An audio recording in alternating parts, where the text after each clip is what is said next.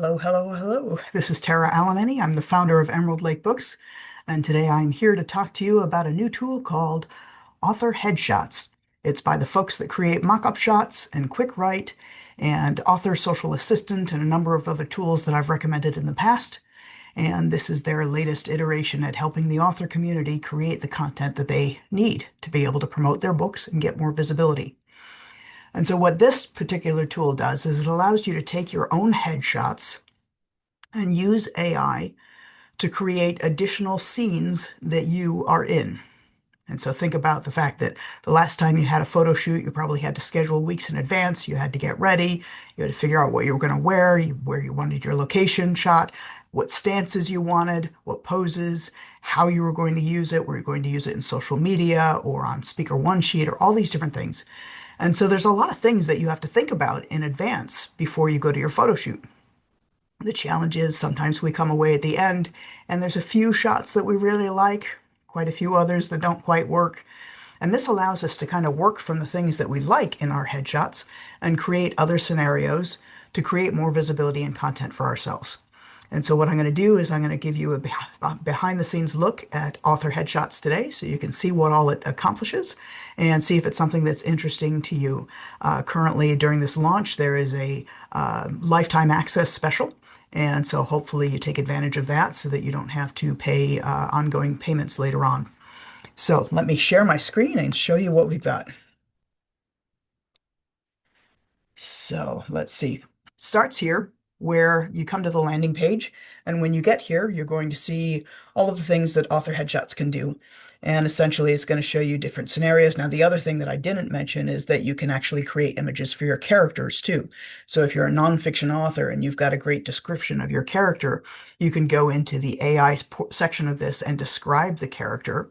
And then it can give you a number of different generations of what that image might look like, what that character might look like. You can download those images and then use them exactly as you would your own headshot to be able to put your character in a variety of situations. So currently, the lifetime access deal currently is $97. That expires in 8 days from now, which today is October 20th. So this goes to the end of, it goes to October 28th. But there's all sorts of things you can do. And once you have those images, you can create memes for social media. You can use them in video thumbnails, just lots of neat things. So what I'm going to do now is kind of show you what the system looks like. So when you first come in, you'll come to this dashboard and this active photo will not be there. You'll just have the purple banner saying click here to train an appearance and to watch the tutorials. I highly recommend that you watch the tutorials if you get a chance to. So those are here. And it's going to walk through a bunch of different modules that are going to tell you about how to train the models, what the various settings are and what they mean to you, how to create images, how to create characters if you choose to do that, how to create image graphics, tells you about the photo editor that is available in the system. And so lots of information. So I highly recommend that you go through that on your own. When you go to train the model, you're going to click here to train an appearance. And you'll come to this screen here, and it's going to ask you for 4 to 8 images of you. And they can be JPEGs, PNGs, WebPs, or GIFs. And the idea is that it gives you some guidelines as to what you want the image to contain, what it should look like. Image sizes, currently the maximum size for an image is 25 megabytes, so you can use your high-res photos. And you want to avoid using images that have other people in the picture, any transparency behind it. Ideally, you want a variety of outfits. So if you use the same outfit in the scene, it doesn't give the AI as much to work from. You don't want exaggerated faces or poor lighting. So lots of things, just read through the list of the do's and don'ts.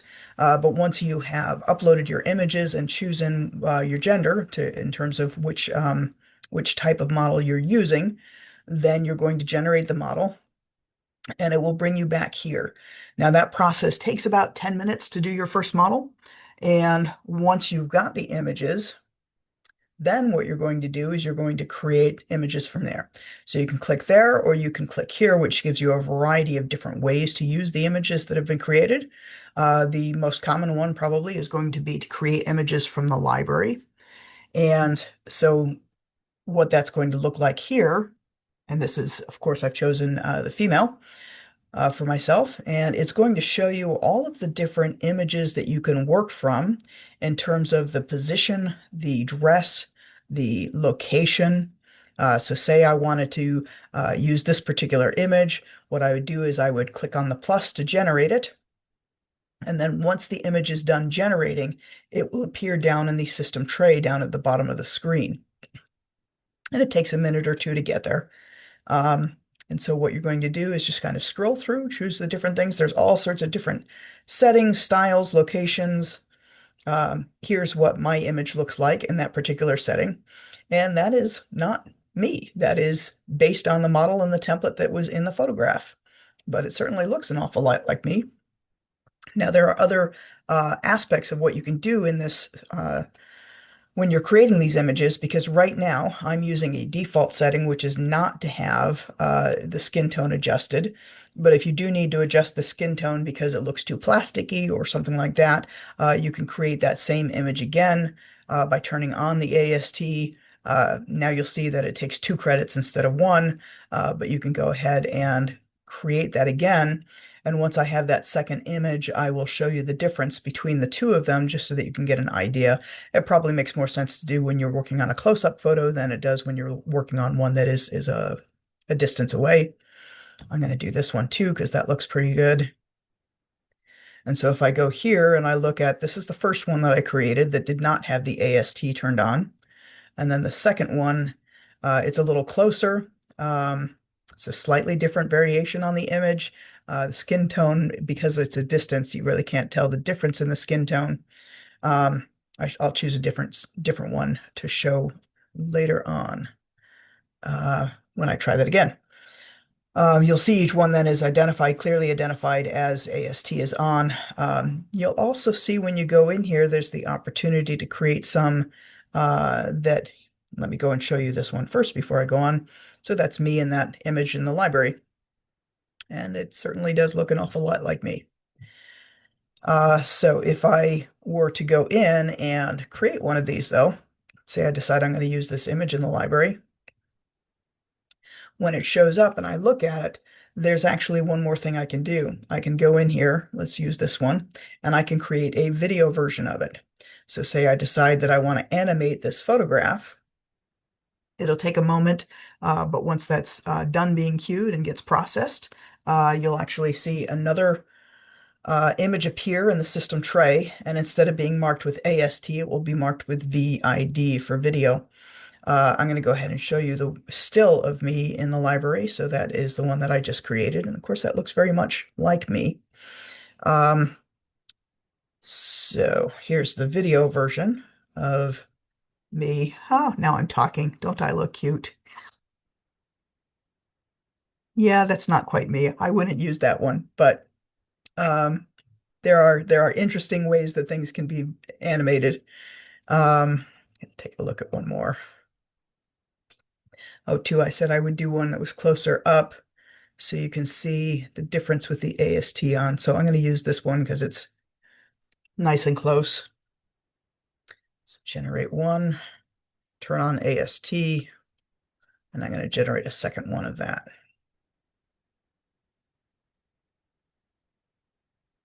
Okay, so just taking a quick look at the ones that we've created so far. We have this one in the living room, and then this is a close-up with me. You see the skin tone is a little smoother than it might be otherwise. You don't really see any pores or anything like that. I believe what the AST does, sorry, that's an early one. Uh, here's the AST version of that. It's flattened my hair a little bit. It's given my skin a little bit more texture, so you can see more pores in there. It's added age spots that I don't have.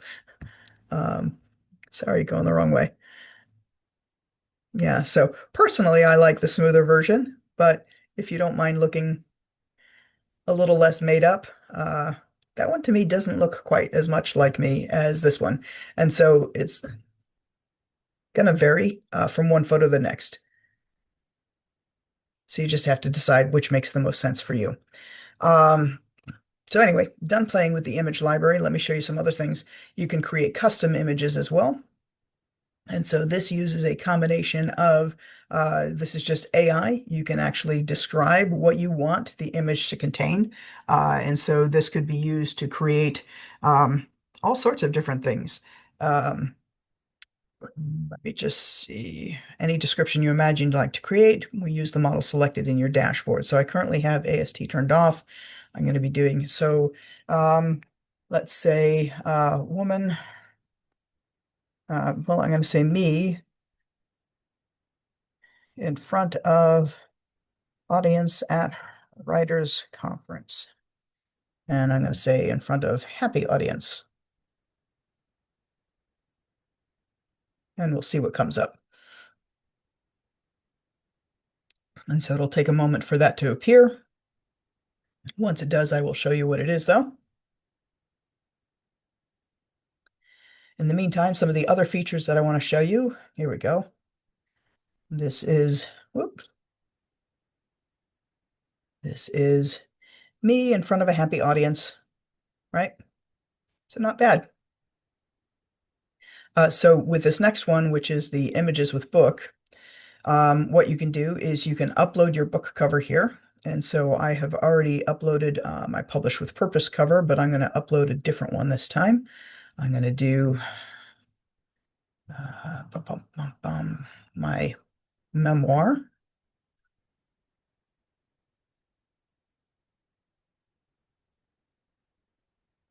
My memoir cover is here. And so it gives you the file size limit there. So submit that.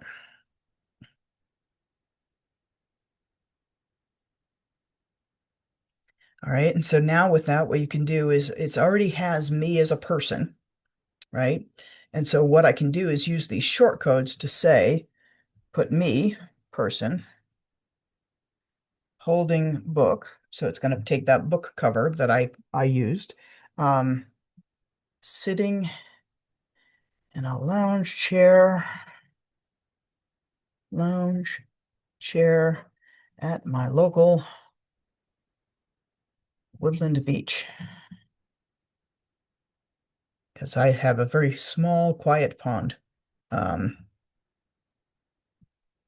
so let's see. So that's going to appear in a little bit.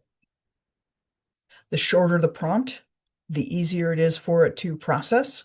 If you make it very long and complex, it makes it much harder for it to do. So this may be a little bit too difficult for it. We'll see what we get, but it does recommend using short prompts as much as possible. So here is me. Well, that's not a lounge chair, but it's got most of the rest of it good, and that is my book cover. And so I'm reading my book, enjoying the beach in my bare feet and trees in the woods and everything. So that's an interesting interpretation of now the fun thing is our volunteer reader club, the people that we ask to review arcs of our books, we call the Lakeside Reading Club. And so this could actually be kind of a fun image for me to use in the next issue that I send out to our Lakeside Reading Club when I offer them a book to read. Anyway, so that said, let me show you another feature. You have images from collections. Now that first one has images from a library, and in that library, there are lots and lots of photographs, and you can keep scrolling and you can search for what you're looking for. This already has them pre-packaged into certain types of images. So there's an author collection where there's a lot of images in front of in library settings and writing settings and things like that. There's a speaker collection. There's fitness collection, superhero, business casual, all sorts of different types of settings. And so you can choose which one makes sense to you. So say I'm going to do this podcast collection, right? And so I can just click on that button, and now it is going to generate all 24 images that are related to that podcast collection and put those in my featured images library when it's done. So here is the character inspiration piece that I was mentioning to you. Now, these images do not end up in your featured images library. So you need to be aware of the fact that for each one that you create, you want to then download that image so that you can upload it again to the system when you want to train a new model. Um, so basically, you give some kind of description, and this can be as detailed as you would like. So we can say a young man with long, wavy, dark hair, wearing a cloak in a dark wood and looking intensely at the viewer. Okay, this is kind of a description of um, one of the characters in one of the books that we've published. And so this will generate an image, and then we can refine that description in the next image that we create. So as it's creating, eventually it's going to show it just below this prompt box. In the meantime, while that is working there, I'm going to go to my finished images folder, which is here, to show you all of the different images that we've been making during this session. Just going to refresh this real quickly. Of course, more are being added, but these are the ones related to the podcast. And so lots of different settings, lots of different places with me with a mic, me with headphones, me speaking in a presentation, different outfits, different places, um, black and white even. So lots of different options here. And so certain angles don't work quite as well. I don't think this one works as well because my hair makes my head makes my head look as if it's twice as thick. Um, I don't know why both of them ended up with AST in the end because only one of them had it originally. Um, but anyway, and there are just lots of different images to play with here. So going back and looking at our custom characters, so here we have the brooding young man. Um, and so if we wanted to use this, what we'd need to do is download the image so that then when we go back to the start, when we go back to, you can click on change model or just click on the logo. You can then click to create an appearance. And when you do that, that's going to take you here and you can upload the photos you create. So I would recommend making a minimum of 4 different characters or different photos that have a variety of images. So I'm going to download this one. I'm just going to send it to my desktop to make it easy. No. And then I can just click the prompt again and it will create another.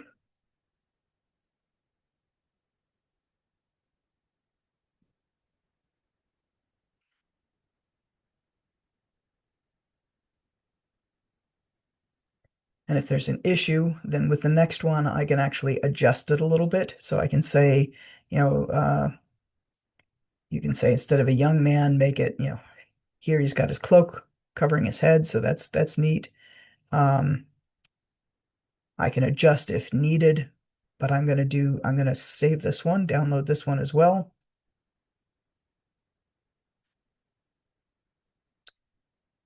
Then create another.